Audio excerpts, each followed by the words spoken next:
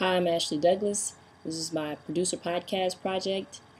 I will be doing my podcast on Norman Whitfield.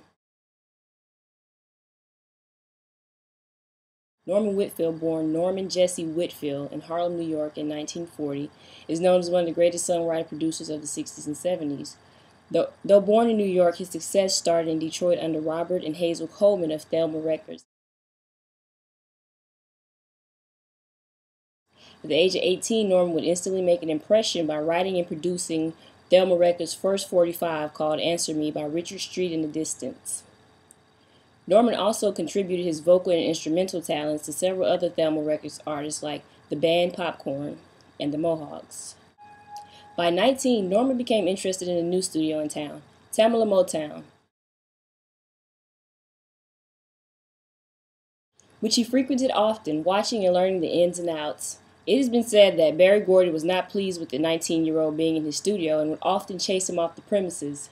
But Norman, with his vigor to learn, was persistent, and Berry eventually took him in. Like Thelma Records, Whitfield instantly began to stand out with his songwriting skills, and Mr. Gordy was so impressed by him that he put him in charge of quality control for Motown.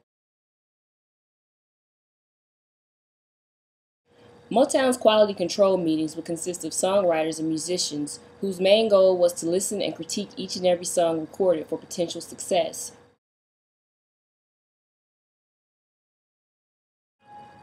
Norman would then tweak and rearrange these songs to make them ready for distribution. Norman's first big break would come when he took over as producer of Motown's greatest soul group, The Temptations. And little did he know just how big of an impact this decision would be. With Norman Whitfield at the pen, The Temptations would chart with songs like Ain't Too Proud to Beg, which outsold Smokey Robinson's earlier Temptations production, Get Ready.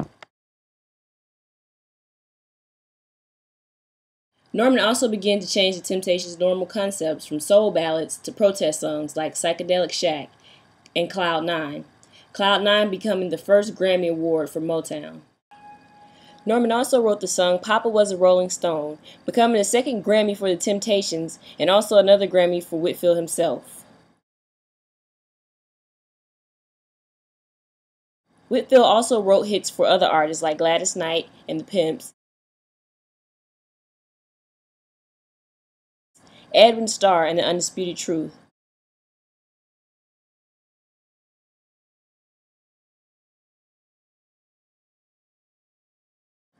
Whitfield left Motown in 1976 to start his own label, Whitfield Records, where he wrote and produced the Rolls-Royce 1976 hit Car Wash.